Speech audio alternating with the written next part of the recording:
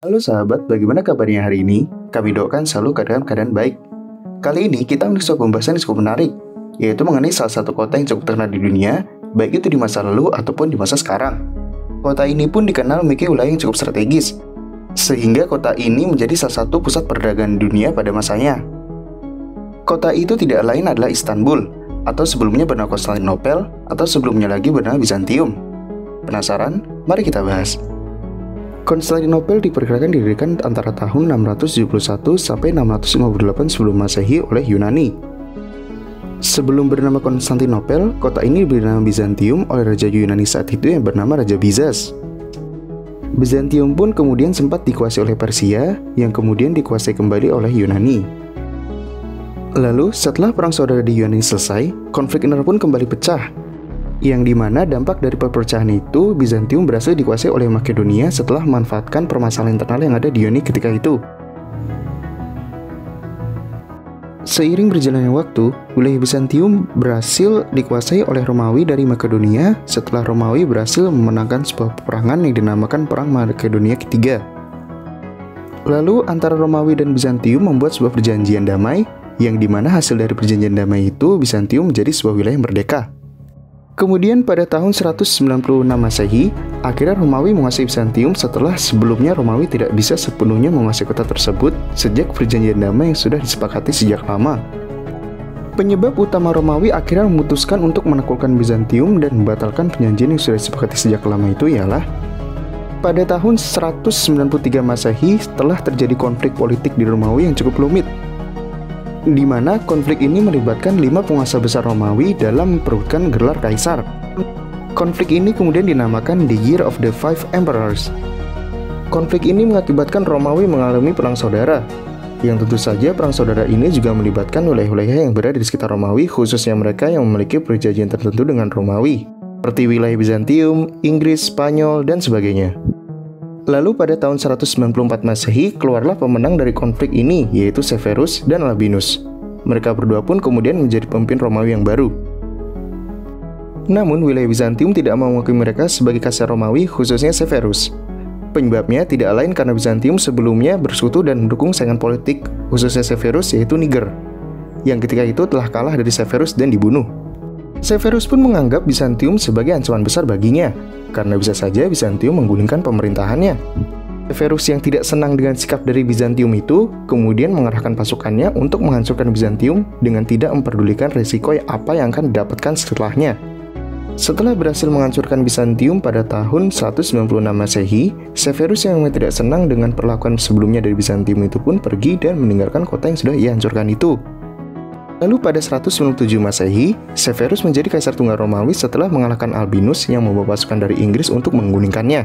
Bizantium yang bisa dibilang ketika itu telah menjadi kota mati setelah kehancurannya selama beberapa tahun, kemudian mulai dipertinggan oleh Severus untuk membangun kembali Bizantium yang sudah ia hancurkan itu sebagai salah satu kota perdagangan dan pertahanan Romawi yang baru karena mengingat lokasinya yang cukup strategis.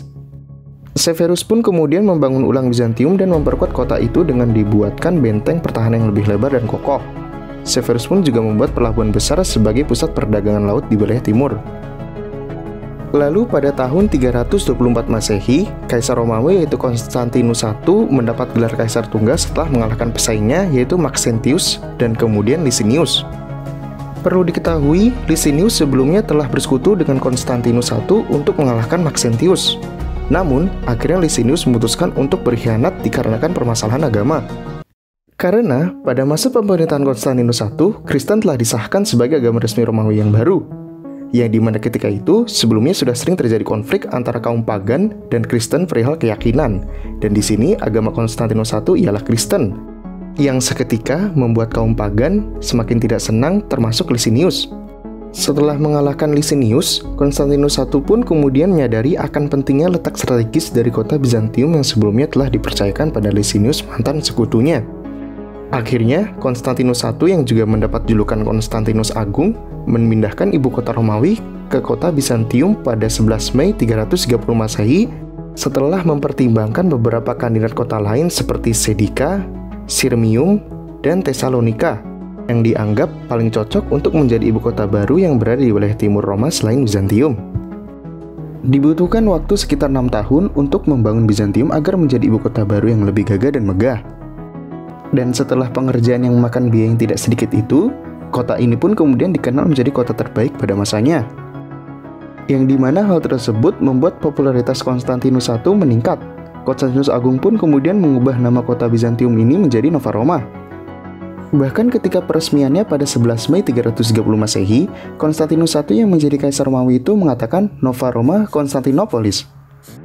Namun, karena nama Nova Roma itu tidak sepopuler seperti sebutan Konstantinopolis, akhirnya orang-orang tetap menyebut kota Nova Roma ini dengan nama Konstantinopolis atau Konstantinopel. Pada masa Theodosius I, tahun 395 Masehi setelah kematiannya, Kekaisaran Romawi terpecah menjadi barat dan timur dengan tidak lagi berpusat pada satu kaisar seperti sebelumnya. Perlu diketahui, pada dasarnya antara Romawi barat dan timur memiliki budaya yang berbeda. Hal inilah yang kemudian sering terjadi konflik di antara kedua wilayah itu, khususnya dalam hal agama. Sampai akhirnya kedua wilayah itu memutuskan untuk berpisah. Romawi Timur kemudian memilih ibu kotanya di Konstantinopel. Sedang Romawi Barat memilih ibu kotanya di Milan. Yang kemudian, pada 402 Masehi, Romawi Barat memindahkan ibu kotanya ke Ravenna sampai keruntuhannya pada tahun 476 Masehi. Lalu pada masa Theodosius II yang memimpin pada tahun 408 sampai 450 Masehi, Konstantinopel kembali memperkuat bentengnya. Di mana hal ini membuat benteng Konstantinopel memiliki dua lapis yang menyebabkan pertahanan benteng di kota ini adalah yang paling kuat pada masanya. Sekarang kita berada di info tambahan. Sebenarnya pemisahan antara Romawi Barat dan Timur sudah terjadi sejak pemerintahan Diocletianus yang memimpin pada 284 Masehi sampai 305 Masehi. Setelah ia gagal menerapkan kebijakan otorokrasi yang malah menambah permasalahan Romawi. Pemisahan ini bertujuan untuk mempermudah kepemimpinan Romawi yang wilayahnya cukup luas. Selain itu, pemisahan ini bertujuan untuk mempermudah pengelompokan antara budaya dari Barat dan Timur yang memang berbeda. Namun, pembagian Barat dan Timur ini tetap berpusat pada satu pimpinan saja dan tidak terpisah. Sampai akhirnya, pada 395 Masehi, setelah kematian Theodosius I, kedua wilayah Romawi ini resmi berpisah setelah konflik panjang yang terjadi antara kedua wilayah itu. Sekian pembahasan mengenai Konstantinopel di bagian pertama ini. Cukup menarik, bukan? Bagian kedua, kami akan membahas secara singkat kemunduran Konstantinopel, kaitan Konstantinopel dengan kaum muslimin, lalu diakhiri dengan jatuhnya Konstantinopel oleh Kesultanan Utsmaniyah. Silahkan like dan share jika kalian menyukai pembahasan kami, atau jika ada masukan, silahkan tulis di kolom komentar. Klik subscribe dan tekan tombol lonceng notifikasi untuk dapat membantu kami mengenai channel ini. Sampai jumpa di konten kami berikutnya.